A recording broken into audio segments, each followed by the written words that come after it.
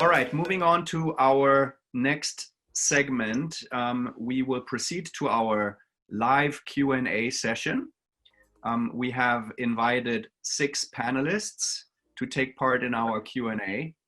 I would like to take this opportunity to thank the panelists and introduce them. We have Andrew Kovalenko, Director of Keen and Able Logistics from Canada, who has joined us. We also have Chris Warr, Managing Director of Warrior Global Freight from Australia.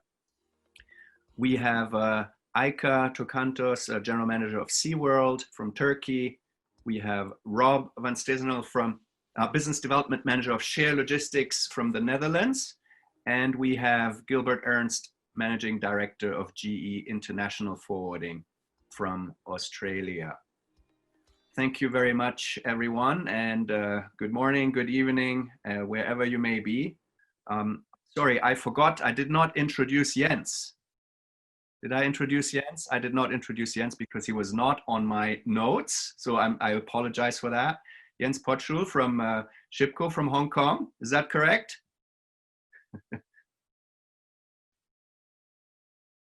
Okay. I would like to proceed with asking you a couple of questions. The first question would be, how has COVID-19 impacted your business, positive or negative? Maybe we could start with Aika. Aika, how has COVID-19 impacted your business? If you could maybe share us your point of view. Actually, first, this situation started in March. I was a little bit afraid by losing lots of shipments and having some decrease in the shipments. But actually, in fact, as we are having different business types, let's say overall, it was not that bad for us because our shipment increased for air freight at the beginning for some cargo types. We lost some project shipments or we delayed some project shipments, but overall this situation was not that tragical for us in Turkey. And beside, of course, beside the business volumes, if you look the yearly volumes in total in October, November, the figures are not down also for the handled cargo volumes generally in Turkey. Thank you. Andrew, how was the situation in Canada? Well, for us, it actually benefited us. We had a growth in business, not necessarily on what everybody else had a growth on hand sanitizer and facial masks, but we've targeted other lanes and other activities. We've grown our customer base. I actually opened at the beginning of COVID our Vancouver office, which John Doble, who's on this link, will be meeting with some of you. And we've had growth. I was a little bit nervous at the beginning because I thought that there would be some financial difficulties with our partners and friends throughout the world. So I was looking towards joining networks that had backing, insurance on financials. So, but what happened is that it ended up being better for us, growth. Canada backed us by giving us interest-free loans. I can't say, I could only imagine how it is in other countries that don't have the same government we do, but we lucked out. They backed our employees. If we had to work from home, they gave financial assistance, up to 75% of our salaries paid by the government, and interest-free loans that are forgivable for partials. And it's been very good growth and very good. Unfortunately, I can't travel and see you all face to face. Like, I miss every single one of you, but I really appreciate the efforts that TFS has made to make this happen and give us the opportunity to see each other face to face at the very least until we get to meet each other face to face in person. Thank you, Andrew. Gilbert, how is the situation in Australia for you? Well, for me, it was a mixed bag, really. It started bad at the beginning of the lockdown because we mainly, as you probably know, we mainly deal in foodstuff and beverages. So with the restaurants closed, the cargo was not moving. But on the other side, we found out that we happened to pick up a few new clients here and there because the service levels from big forwarders, like the big multinational, their service levels went out of the window because everyone was working from home and clients couldn't get any response in time from their forwarder. So fortunately, we were there to pick up the pieces, and they came on board. So it wasn't that in the end. Now it's picking up with everything open. It's picking up again, and hopefully it's going to get bigger and better. Nice, good. Rob, how is the situation with you in Holland? Dreadful. How can it be? For me, as being a local traveling around the world for 20 years in a row, and not being in Holland for longer than 4 weeks, and now got stuck for 9 months. But we have it partially under control. The situation is slowly improving, we think. But business-wise, business is good, but every booking takes you 3 times as much time as usually. There is no equipment, no space. Rates are tripling, doubling, or even 10 times as much. So it takes a lot more time.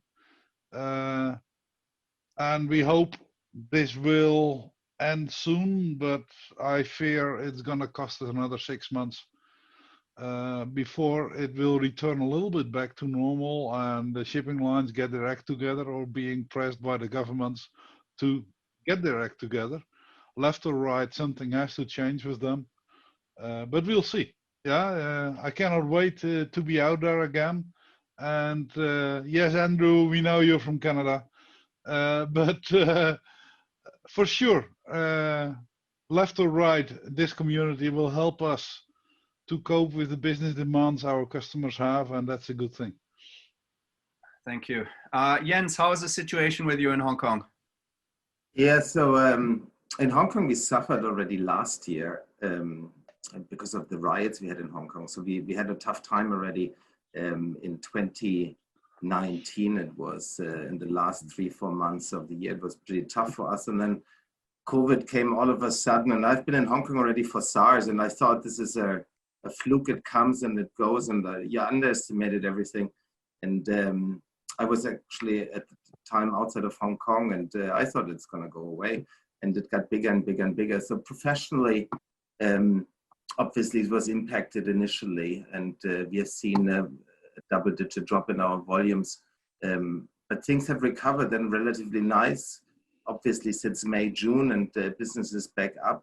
It has been a roller coaster ride, I have to say, from a drop in volume now to substantial increases in volume. Markets are picking up. The Trans-Pacific, we just have seen, I think the latest number in September and October, they have grown by over 30%.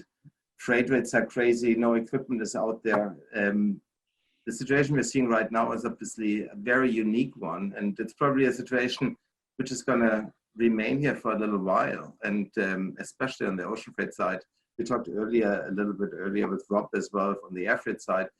Things are a little bit crazy, which also means there's opportunities for us, So I think with all the negativity, I think there is also a little bit of hope out there that things will turn out to something positive for all of us. Absolutely, yeah. Thanks for your insight there. Chris, how are things for you? Things are going okay at the moment. When COVID initially started, I think there was, when we originally got locked down, there was a bit of a downturn business for everyone. But after a little while, it became the new normal, and people started getting released into society a little bit more, and things started moving. So business seemed to get back to normal around the middle of the year. There's a few other factors that have come into effect in Australia, in that the borders have been closed internationally. So air freight's been very difficult because of the lack of flights coming in and out of the country. And then we've had some industrial action to the wharves, which has caused big delays in Sydney, Melbourne and Brisbane, and that's driven up rates and caused issues with lines not coming here. So it's been a bit of a multi-pronged attack on the industry, but I think there's been a few good things. I think working from home has worked well for a lot of companies, particularly the smaller businesses. And it's probably one of those things that a lot of people have enjoyed, and it's become part of our society now in Australia, that people working from home. Indeed, I think you put the hammer on the head of the nail, as you would say. We're, as small companies, I think we're much more flexible and able to adapt as compared to the much larger multinationals in that sense. So we're more nimble in that sense and able to help our clients a little better and pick up the pieces, as Gilbert would say. Moving on to our second question, I would like to ask three of you guys, what are the changes that you believe will stay on after the pandemic? As you know, we have seen a lot of changes with plexiglass separators in supermarket cashier booths, wearing of masks all the time, and so on and so forth. Andrew, what do you think are the changes that will stay on in business and in life in general after the pandemic? Well, I think that all of us are going to have real issues with our flights and our long flights overseas, because I think that we're probably going to have to wear masks to a certain degree, because they're not going to be able to cover everybody with the vaccines that they're sending out. So whether or not you're been given the vaccine, if you're going to get access to it, or if you're going to travel more often, I think that'll be a long-term thing. But I think that in general, they're going to watch out for more pandemics or more diseases to be spread. They're going to be a little bit more secure, and they're going to check people's history, medical history and travel history, and see what they could monitor. But as I said earlier when we were speaking, that what I've been seeing online is that now you're going to get the new passport, which Rob was mentioning as well, that you're going to have to be either vaccinated, or you're going to be limited to your travels or entry into functions and bars and restaurants to a certain degree up until a certain level, which is concerning for me, considering I'm not 50 yet and I won't get the vaccine. Yeah, indeed. Aika, what do you think are the changes that you believe will stay on? I think beside everything, now the whole world see that it is possible to work from homes. So I think home study or out of office study will continue, which will lead much more digitalization. So if you are speaking with the shipping lines and etc., for example, Maersk turned to spot rate basis, and all the shipping lines are decreasing their employees. So everything will continue in this way, and I think we will find this in the future very rare to visit customers, maybe because everything will be online, and because everybody is now seeing that this is possible and no need for spending 2-3 hours on the traffic for seeing a client. So even though I'm not a fan for this, even though I like personal contact, I think this will stay in this way.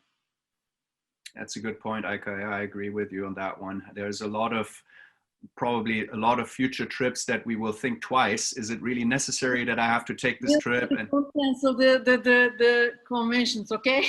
This is not yes. conventions. Of course. But I mean, even for myself, if we're not traveling for conventions, like you say, maybe we're visiting clients, but then we were thinking, do I really have to visit that particular client? Can I not do that maybe over video conference first before I go visit him? So a lot of these things will pop up. Gilbert, how about for you? What do you believe are the changes that will stay on and will remain after the pandemic? Well, I was thinking, just like Aisha said, the online system, like digitalization of everything. We've proven now with COVID that if you've got a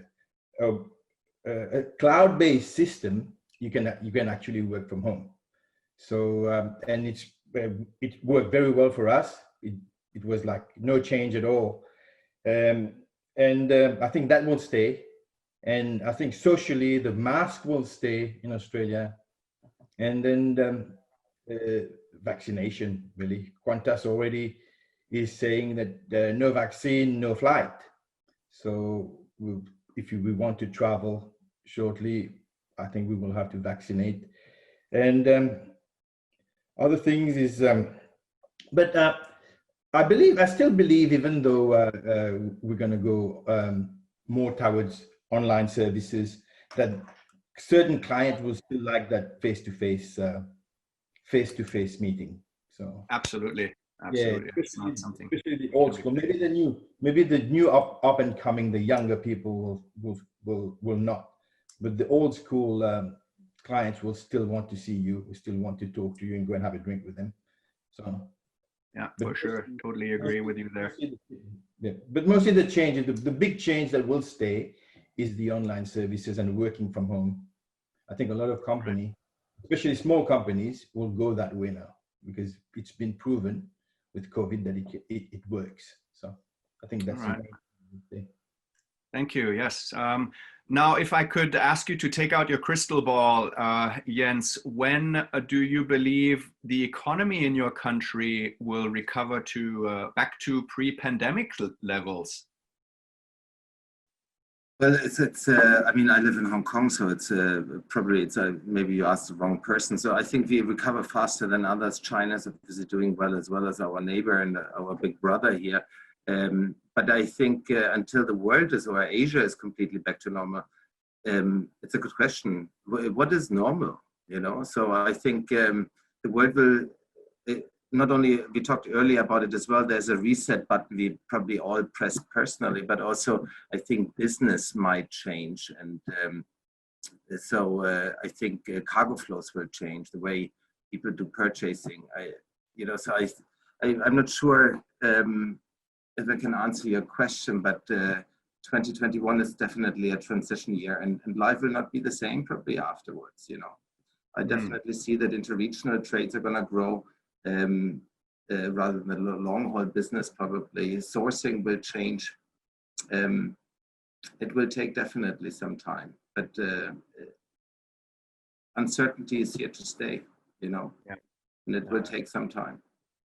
For sure. Well, it's just interesting to see because different countries have adopted different measures with regards to recovery measures and government support. So some countries are on the mend and recovering already. And we hear from China that they're in full steam recovery mode and even catching up and sort of being a driver of the world economy. So it's interesting to see how different approaches countries are taking. Rob, when do you believe the economy in your country will recover? Well, I don't have a crystal ball. I think it will take 2-3 years. Because I think trading will be pretty quickly. It continues at this moment already. But what we will be facing is that all the billions the government is spending to keep businesses alive, we as private people will need to pay those back.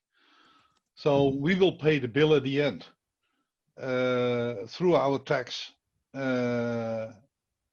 situation.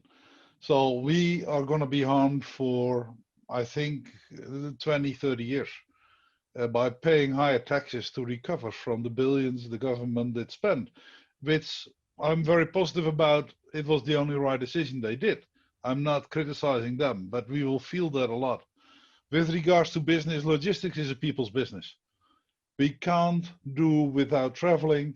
We can't do without meeting around the world, and I think even more in the Asian countries, just on video conferencing, it's not going to work. You need to have physical contact there. You need to be able to dine and wine with them to win their trust, and it doesn't work purely on video conferencing. So yes, a vaccine, I will be waiting, even if there is a row 10 kilometers outside, I'll be waiting to get one of the first vaccines possible. And I'll hope to be on the first plane ever, which I can head out, no matter what it will be. Right. Hopefully the airlines are not bankrupt by then, you know, all of them. Let us know when you have your first appointment, Rob. We'd like to know how you feel after the vaccine so we can all hop on the same bandwagon as you do. Rest assured, I'll share it to everybody. I want to shake your third hand. That's good. Chris, last question goes to you. what is the crystal ball telling you right now? When will Australia recover or go back into full recovery mode, if that's even possible? I think it'll be some time, Nils. Australia did very well with controlling COVID, but the reason they did well is that we had the opportunity to close the borders fairly early, so we could contain the spread of the virus pretty quickly. But when they did that, they locked down and spent a lot of money on unemployed people, people return their jobs and creating jobs, and that tap's still turned on at the moment, and it's costing the government billions. And I think it's due to come off early next year. So when they turn the tap of the money, the free money they're giving to people off, then people are going to start losing their jobs again.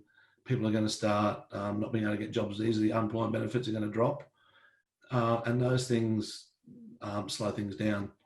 We've got an added thing at the moment where there's issues with our markets, with China in particular, and the core businesses Australia's had for some time looks like changing, and they're talking about us needing to find new markets. And we were hoping that there'd be after a bust, there's always a bit of a boom, but I can't see where that's going to come from in the near future if we've got issues with trade. So, I mean, hopefully, I'd like to think by the middle of next year we'd be back on track, but I fear it could be a little bit longer than that. Indeed. Well, thank you for your insight there. Well, that concludes the panel discussion. Thank you, everyone, for your contributions, your insights, and your opinions. It's been great to see you, and it's been great to hear from you.